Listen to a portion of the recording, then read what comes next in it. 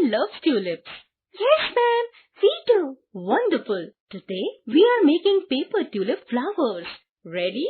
Yes, ma'am. Great. Take your first square paper. Fold it in half diagonally into a triangle. Then fold it in half again to make a smaller triangle. Now lift the left corner up to the top and do the same with the right corner. Now you have a diamond shape. Wow! Exactly. That's the tulip flower.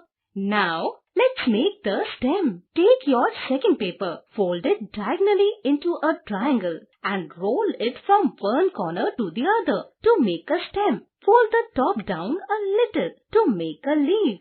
Finally, slide the stem into the bottom of the flower. We did it! Great job, kids! Everyone's tulips look beautiful. Now we have a beautiful tulip garden. Well done!